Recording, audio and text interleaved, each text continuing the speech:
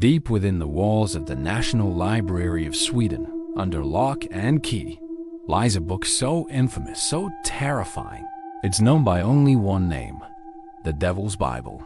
But this isn't just any old manuscript.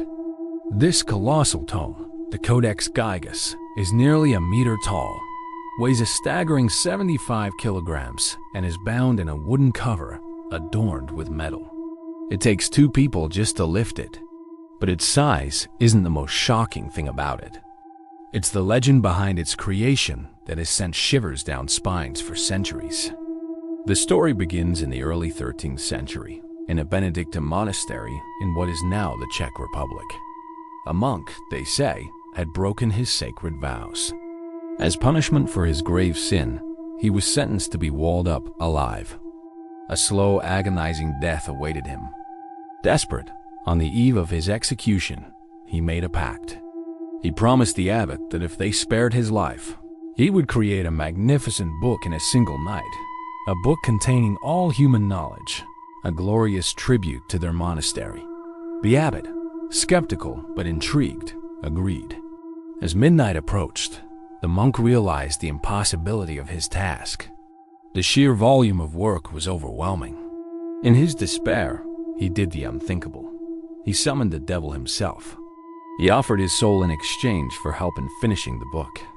The devil, legend says, agreed. As a mark of his contribution, a full-page, terrifyingly detailed portrait of the devil was included within its pages. By sunrise, the monumental book was complete. The monk's life was spared, but his soul was forever lost. This story, whether you believe it or not, clings to the Codex Gigas like a shadow. For centuries, the book has been associated with misfortune and disaster. It was originally housed in the Podlavis monastery, which was later destroyed. The book was then moved to the Sedlec ossuary, and later to another monastery in Brevnov. Each location seemed to suffer after its arrival. In the 16th century, the Holy Roman Emperor Rudolf II became obsessed with it. He brought the codex to his castle in Prague, adding it to his vast collection of occult objects. But his reign was marked by political turmoil and personal decline, leading to his eventual downfall. It seems that wherever the Devil's Bible went, chaos followed. During the 30 Years' War in 1648, the Swedish army looted Prague. They seized countless treasures, but the Codex Gigas was their prized possession. They took it back to Sweden, where it has remained ever since. But even there, its dark influence seemed to linger. In 1697, a devastating fire swept through the royal castle in Stockholm. The royal library was engulfed in flames. To save the precious manuscript, a quick-thinking person threw it out of a window. The book survived, but some of its pages were scattered and lost forever. The impact of the fall is still visible on its binding today. It's as if the book itself is cursed to endure, while everything around it crumbles. Let's talk about what's actually inside. The Codex Gigas is a marvel. It contains a complete Latin Vulgate Bible, but that's not all. It also includes the Encyclopedia Etymologia by Isidore of Seville, Josephus's Antiquities of the Jews, a collection of medical works, and even a chronicle of Bohemia. It's a library in a single volume. And then there's page 290. Flipping through the ancient parchment, you'll find treatises on medicine and history. And then, without warning, you turn the page and he's there. A 50-centimeter tall, full-page color portrait of the devil. He's depicted half man, half beast, with green skin, massive claws, horns, and a forked tongue. He is crouched, ready to spring, his eyes empty yet piercing. It is an image of pure malevolence, unlike anything else found in medieval manuscripts. The pages before and after this terrifying portrait are darker than the rest, as if scorched by his presence. Directly opposite the devil's image is a depiction of the heavenly city. The juxtaposition is stark, a choice between salvation and damnation, good and evil, laid bare for the reader. Modern analysis has revealed some fascinating and equally chilling details. Handwriting experts have confirmed that the entire book was written by a single scribe. The consistency of the script is remarkable, showing no signs of aging, fatigue, or mood changes. This feat would have taken an estimated 20 to 30 years of non-stop work. To do it in a single night? That would be impossible, or perhaps diabolical. The ink is made from crushed insect nests, adding another strange layer to its composition. But the question remains, who was this scribe?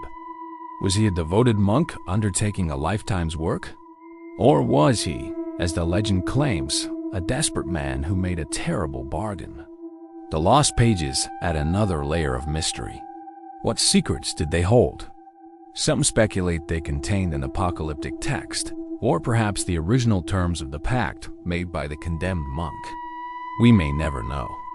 They were lost in the fall from the castle window, or perhaps intentionally removed centuries ago, because their contents were too dangerous.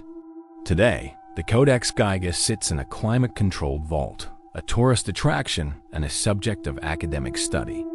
Visitors flock to see the Devil's Bible, drawn by its dark reputation. But is it truly a cursed object? Or is it simply a masterpiece of medieval art, burdened by a spooky story? Many scholars dismiss the legend as a simple folktale, a way to explain the book's extraordinary nature.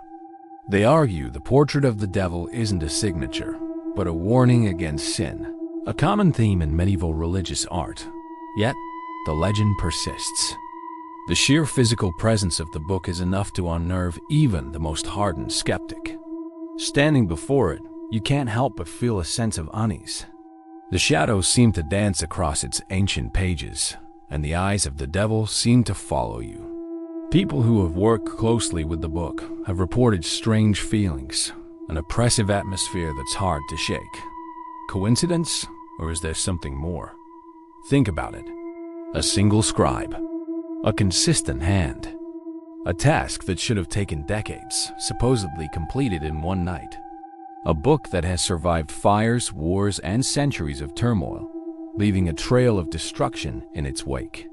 And at its heart, a chilling portrait of the Prince of Darkness himself.